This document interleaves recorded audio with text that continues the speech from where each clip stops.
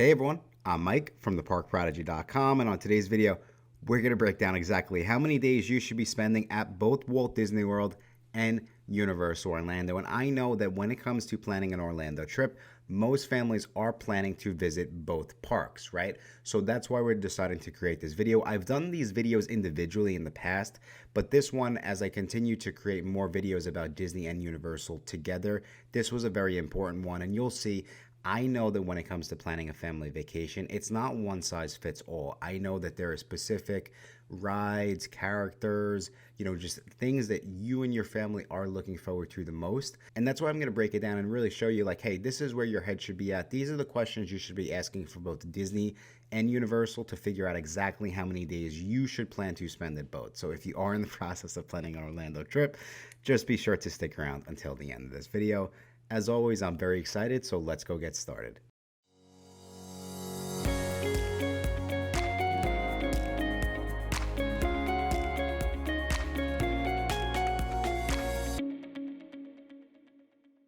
Thank you again so much for checking out this video. Like I said, we are about to break down exactly how many days you should be spending in both Disney and Universal Orlando for your next trip. And if you stick around all the way till the end of this video, I will give you some sample itineraries that I think will work well, based on some of the different things we discussed in this video. So we're going to start with the basics, and we're going to start essentially with how many Walt Disney World parks are there, how many Universal Orlando parks are there, and if I wanted to visit all the Disney World parks, all the Universal Orlando parks, how many days do I need? And for this, we're just going to start with the basic parks.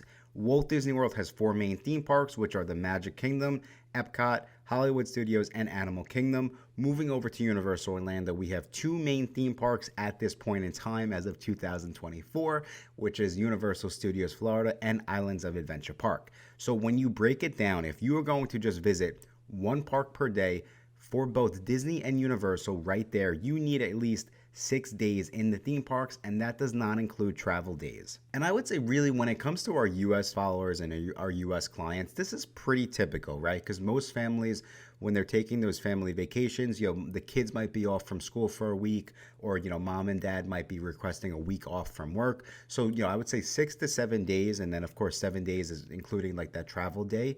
6 to 7 days is about average of what we would see families coming down to Orlando. I would say I worked in Magic Kingdom. I've said this on the channel. I worked in Disney for Disney. By far, on average, families would come up to my ticket booth and they would pretty much be there for a week. Typically, they would come in on a Sunday or a Monday and pretty much stay the remainder of that week. So now that we have the basics, let's jump into some tip and tricks that kind of tie into, helping you plan how many days you should spend at each. So what I would say is one tip for your travel day in, because a lot of families, what they'll do is they'll fly in really, really early to get, that extra day in the park. If you are flying in early, typically what I see a lot of families do, and typically what I will personally do myself, is I'll visit either Epcot in Walt Disney World on my fly-in day, or I'll visit Universal Studios on my fly-in day.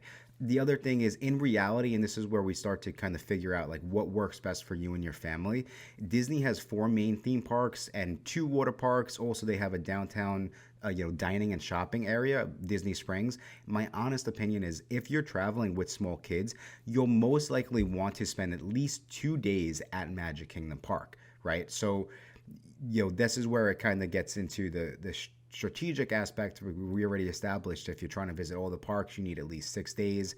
Now, I just said you need to spend at least 2 days at Magic Kingdom Park, which means you need to either take away a park or extend your vacation a day. We'll show you how you could take away a park or how to make that decision in a little bit, but that's just kind of where my head is at. So keep that in mind as you're planning your days. And then over to Universal Orlando, don't forget that Universal Orlando has an amazing water park in Volcano Bay, and they also have a dining and shopping district as well called City Walk. So you could see that's really, if you want to do all of Universal Orlando, then we just bump that up to either a park-to-park ticket where you're trying to tie in 3 parks in 2 days, which is a lot, or you're going to bump that up to you need 3 days to visit all of Universal Orlando. So again, as you could see, here's where we're really, starting to figure out, or here's where you really need to start to dive in and say, okay, I only have 6 days. I'm trying to do it all. Where do I get creative here? Or I want to do it all. I need to bump my vacation up from 6 days to 8 days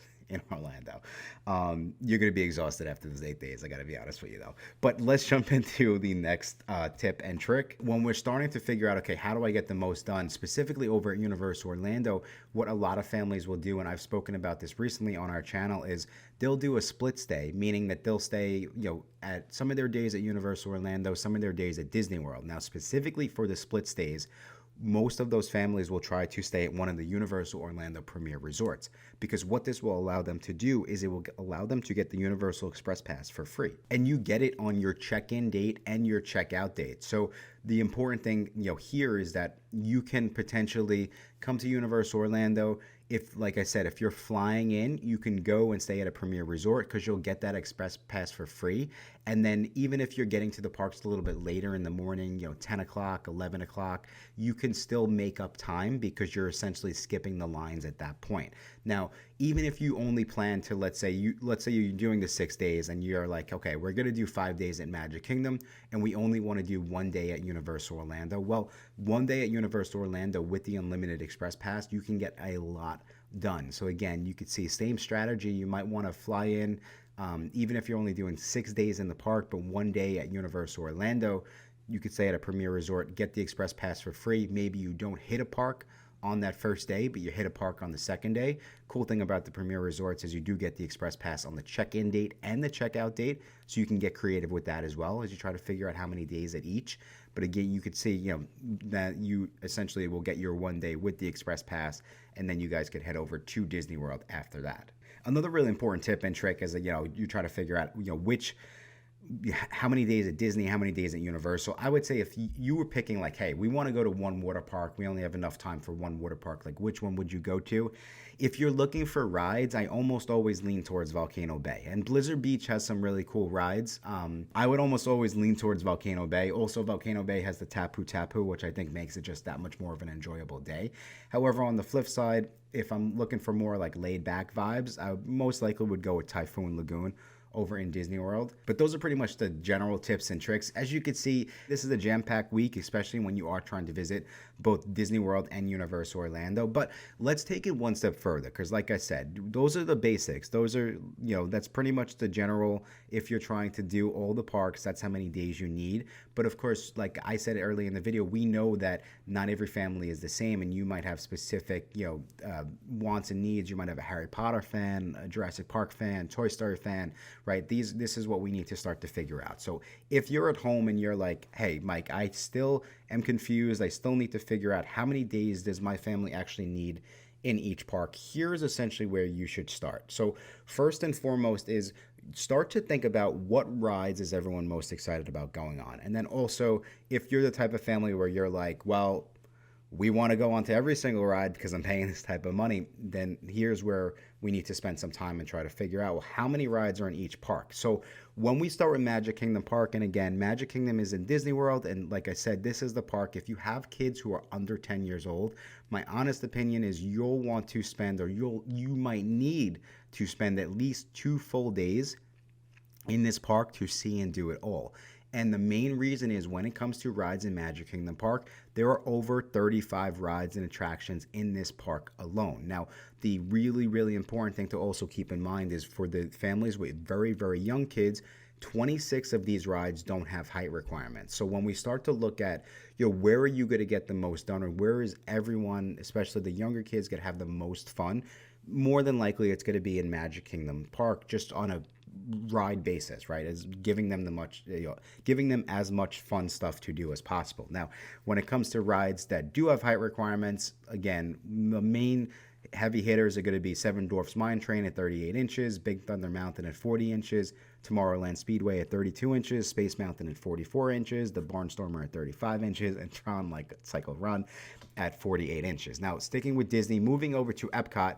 Epcot has 11 rides, and the interesting thing about Epcot, because of all the World Showcase shows and stuff like that, it has 21 attractions, but kids are mostly interested in rides. I don't think they're interested in learning about Canada. No offense to Canada, but if you have them in the Epcot, that's kind of the way it's set up. There's a bunch of rides in the front, and then in the back in World Showcases, there's attractions, quote unquote, where there's all historical sort of, I guess, movies about, the attractions. So what I'm saying with Canada is there's you can go and you can learn about, the history of Canada, all the different provinces, stuff like that. I find it very, very interesting at this point in my life now. But, if I'm an 8-year-old kid and I just spent all day at Magic Kingdom, I don't know. It's a strong switch up, honestly. So I don't know how, kids might take that. But that's when we talk about 21 attractions. That's really what I mean. There's 11 main rides. This is a long way to say that there's 11 main rides. But over in Epcot, what I actually found was interesting is that there was only really 4 rides that have height requirements, which is going to be Soarin' at 40 inches, Test Track at 40 inches, Mission Space at 44 inches, and then Guardians of the Galaxy Cosmic Rewind at 42 inches. Over to Animal Kingdom, we do have 9 total rides. And again, Animal Kingdom and Hollywood Studios are going to be heavy hitters. So Animal Kingdom, when it comes to rides with height requirements, we have Avatar Flight of Passage, Expedition Everest at 44 inches, Flight of Passage with 44 inches as well, Dinosaur at 40 inches, Kali River Rapids at 38 inches. The interesting thing about Animal Kingdom to kind of take into account is there's a lot of animal sanctuaries and a lot of different walking expeditions that you can do. So if your kids really enjoy animals, or if you think that that's something that they would enjoy, then you'll want to go and visit this park. I think Animal Kingdom out of all the parks is the one that's mostly overlooked. And then moving over to Hollywood Studios, we do have 9 major rides at Hollywood Studios, with the biggest ones with height requirements anyway are going to be Star Wars Rise of the Resistance at 40 inches, Twilight Zone Tower of Terror at 40 inches, Rock and Roller Coaster at 48 inches, Slinky Dog Dash at 38, Alien Swirling Saucers at 32 inches, Millennium Falcon Smuggler's Run at 38 inches, Star Tours The Adventure Continues at 40 inches. So that is Disney. As you could see, kind of where I'm getting at is, you might start to realize like, hey, my kids for the most part they're not Star Wars fans, they're not Toy Story fans. They're not really into the shows at Hollywood Studios, so we could skip this ride. They're more into animals, and I think that they would enjoy Animal Kingdom over Hollywood Studios. So just as an example, or again, hey, we're gonna skip Epcot and we're gonna do, that's how we'll do 2 days at Magic Kingdom, do 4 days total at Disney World, and then still do 2 days over at Universal Orlando. But you'll see Epcot has Frozen and also Remy's Ratatouille Adventure, so it's not always that easy. But we will talk about the specifics in a few.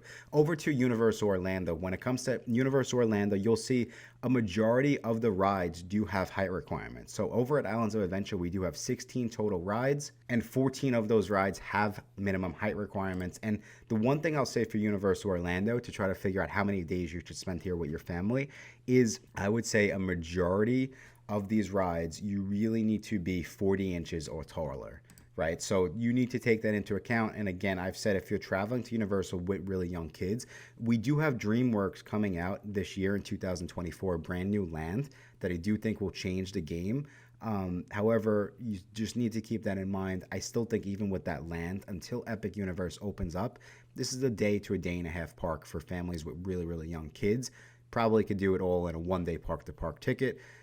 So as you could see, you can get creative, and maybe that's how you double down. If your kids are below 40 inches tall, you could double down on Magic Kingdom and then just do a one-day park-to-park ticket over in Universal Orlando. Now, some other important things to figure out, of course, we just went through the rides, and you'll see there's a lot of rides. The thing you could do, too, if you try to figure out, okay, I'm trying to get onto all of these rides, what I would suggest is, on average over in Walt Disney World, I would pretty much say use like 45 to 60-minute wait time on average to try to figure out exactly how long it's going to take you to get through all those rides. Magic Kingdom, that's probably a little bit on the high side, but I would always say it's better to be realistic when it comes to timing. So you could see it will be a very, very long day. The other important thing that you do have to remember is Disney has a ton of, really cool shows, and they do have the fireworks in Magic Kingdom and in Epcot. So you'll want to be sure to check that out. Over in Magic Kingdom, they also have an afternoon parade. And then over in Hollywood Studios, we do have Fantasmic, which is back, which is a really amazing show. Hollywood Studios also has some live shows that you'll want to be sure to check out. So you can see, even though Hollywood Studios and Animal Kingdom only have, 9 made rides, there's so much other stuff to do. So when it comes to, interest and, specific IPs, and things that your family might enjoy, here are some important tips and tricks to keep in mind. When it comes to Star Wars is over in Disney's Hollywood Studios, okay? When it comes to Toy Story is also in Disney's Hollywood Studios. So keep that in mind as you're planning your days. Then, like I said, Frozen and Remy's Ratatouille Adventure are in Epcot. When it comes to Avatar, our Avatar fans, you will have to go visit Disney's Animal Kingdom Park. And then we have Jurassic Park over in Universal's Islands of Adventure. We have Marvel Superhero Island in Universal's Islands of Adventure. So that kind of tricks people a little bit because Disney does own Marvel. However, Marvel has been in Islands of Adventure since 1998. And then, of course, the very, very popular Wizarding World of Harry Potter is split between the two Universal theme parks, Islands of Adventure and Universal Studios Florida. So that's another one that's important to keep in mind, especially if you're trying to see and do everything within the Wizarding World. You do need a park-to-park ticket, or I would say you need 2 days over in Universal Orlando. So some of the other tips and tricks to kind of tie into this is when it comes to park to park, so when it comes to going from one park to the other, I find Universal to be the easiest. This is specifically going to be true, especially if you have younger kids, if you have older kids, it's just easier to go back and forth between Universal Orlando because you could pretty much walk. When it comes to Disney, it's almost impossible to walk from the park, so you do have to either get on a shuttle bus, you have to get on a gondola, or you'll have to get on a monorail. I couldn't think of the last one. Right. So those are going to be how you park hop from one, over to the other. So I will say that you do have to plan that because park hopping itself can take 30 to 40 minutes to get from one park over to the other. Right. So keep that in mind as you're trying to figure out, what parks you're going to visit. The other important thing too, we haven't even touched base on, which will add time to your day, especially if it's important for, you and your family, are going to be the different character meet and greets, right? So, we spoke about Magic Kingdom Park. And like I said, if you're traveling with young kids, you might want to spend 2 days there just because they have 35 rides. But Magic Kingdom Park also has over 30 Disney character meet and greets that you could potentially take advantage of. So as you could see, there's a lot that goes into planning, and really to get the best feel for exactly how many days. That's why I'm saying, what are my kids most interested in? How tall are my kids? Because we want to make sure that once we go to that park, they'll be able to take advantage of all the rides. What type of rides do I like? What type of rides do they like? Again, specifically, if you're looking for Star Wars, Toy Story, all that stuff, you can niche it down to those specific parks. And of course, what are their favorite characters? Will they want to go and do some character meet and greets? Once you start to dive into that, you really should have a really, really good idea of, which parks and how many days, how much time you really should be spending at each park.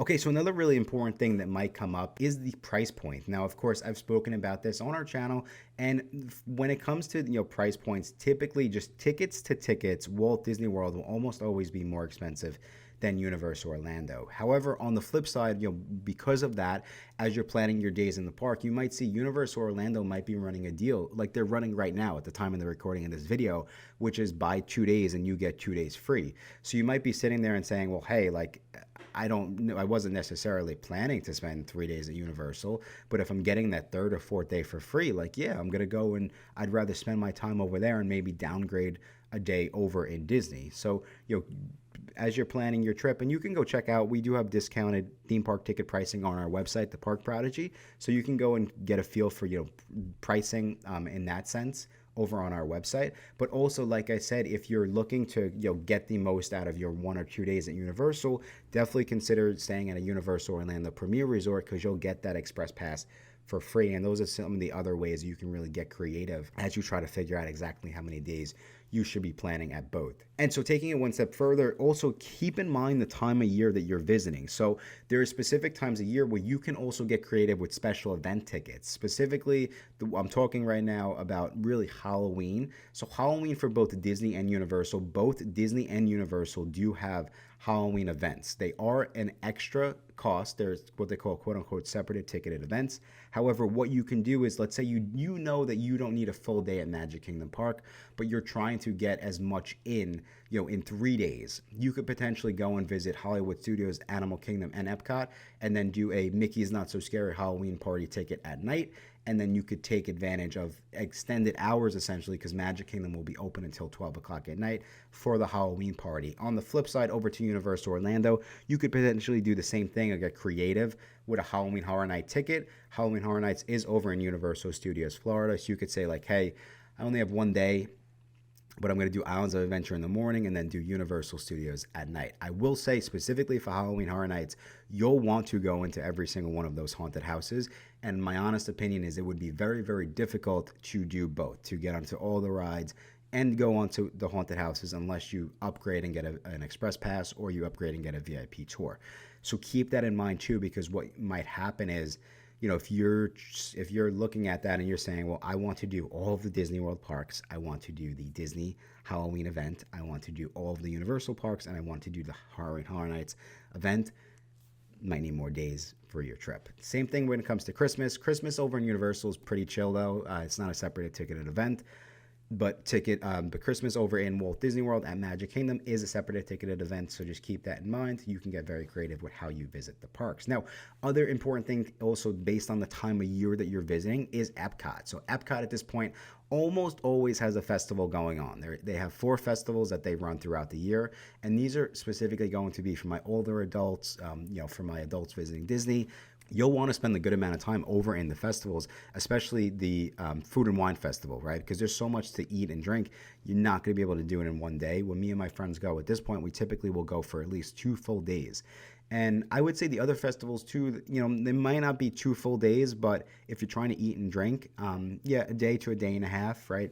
Right now it's Festival of the Arts. We have Flower and Garden, and then the other really, really cool one is the Festival of the Holidays. Just keep that in mind for the festivals. There's a lot that goes into planning this, as you could obviously say. So here are some sample itineraries, examples of what a Walt Disney World and Universal Orlando vacation might look like, based on, again, this is just based on families visiting with younger kids, right? So I would say the ticket type that might be the best fit is going to be a Disney World and a Universal Orlando base ticket.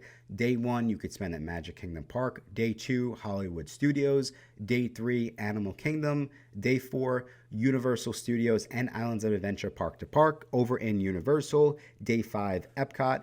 Day 6, again, we're doubling down on Magic Kingdom Park. And day 7 would be a travel day. Now, over to, let's say, a 6-day itinerary with older kids, this is what it could look like. Again, ticket type, we're going with a park-to-park ticket. And what we're going to do is we're actually going to do a split stay here. We're going to do a Universal Orlando Premier Resort, right, on the first day. So day 1, we're doing Universal Studios Florida with the Express Pass. Day 2, we're doing Islands of Adventure with the Express Pass.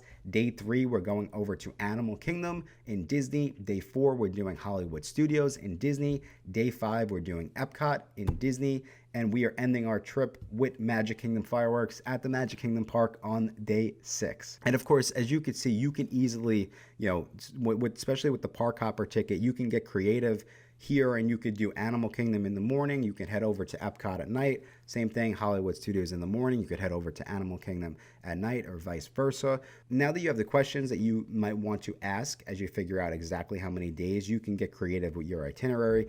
And of course, if you do need a little additional help, because I probably just overwhelmed so many people, I overwhelmed myself with this video, to be honest with you. I didn't think it was going to be this long or this complicated, but this is the day and age that we live in when planning a family vacation.